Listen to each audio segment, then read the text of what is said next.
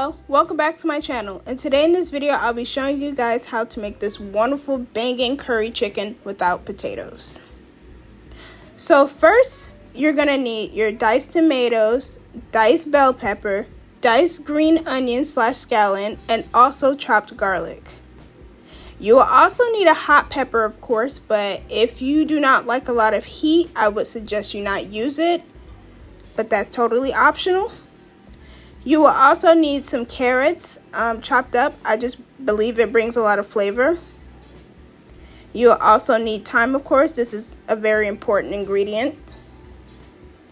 You will also need some diced up nice and clean pieces of chicken, okay? And as for my curry, I'm using Beta Pack because this is one of the best curry that I have found in the Caribbean markets. You will need salt.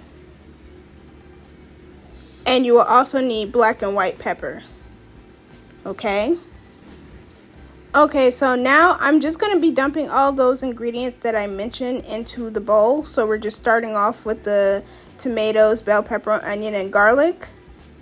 And I'm just going to mix this all together. I did forget to mention that you could also add ginger if you want a little kick to your curry, but that's kind of all up to you. But in the meantime, I would say just keep mixing everything together because we are going to marinate this. And I will also be adding in my cut up hot pepper. I forgot to mention to cut it, but oh well. Just go ahead and add that in. And also add in your curry powder. This is just kind of my technique. And plus, I love the flavor of this curry. So I'm just going to go ahead and add that. And I am also going to add in the black and white pepper as well. And in the meantime, you just mix it all together. And I'm using a bag so that the curry does not stick to my hand. And you can also use gloves as well. But if you don't, curry actually makes bad stains. So protect your hands. So now for a secret tip, just add in a little bit of oil so that once you actually add this to a pan of oil, it won't burn. And this is what it should look like after you have mixed it all together. And so now I'm just going to leave this all overnight. If you're in a rush, just leave it in for an hour or so and you will be good to go.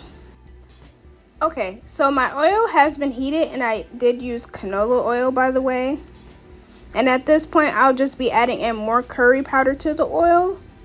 And I will tell you this now, it's best to brown your curry a little bit in the beginning because if you cook curry just raw like that, sometimes it can mess up your stomach. So just cook down the curry powder in the oil a little bit until it gets a darker brown. And as you can see, it is starting to change. But please, please, please do not let it burn because if it burns, then the whole recipe is going to be messed up. So that's what it should look like. And so now at this point, I'm just adding in all of the chicken that I've been marinating overnight.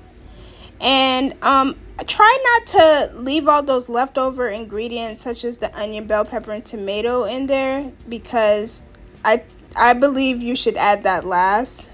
But if it's in there, it's still okay. And so at this point, we're just going to let our chicken cook for about 5 minutes on one side or 4 minutes. All right. And so once you see it starts to smoke a little bit, you can just turn over the chicken. And at that point, you see that little brown mark on there? That means that it is cooked on the outside perfectly. So I'm just browning the chicken on both sides, basically. And at this point, I've already browned both sides of the chicken, and you can see that the curry itself on the chicken has a darker color, which is what you should be looking for because now you know that your curry is properly cooked, and you see that it looks really, really nice. That is the color you are looking for. And at this point, I will be adding water to that remainder of the marinade, and I will just go ahead and pour it in. But don't pour too much water because chicken has a lot of water in it itself. So once it begins to boil, it will release its own water and oil. Okay? So just go ahead and make sure it's well mixed together and you will be good to go for the next step. So at this point, that's what it should look like. And so now I will just let it cook for about 20 minutes. And I'll come back to you.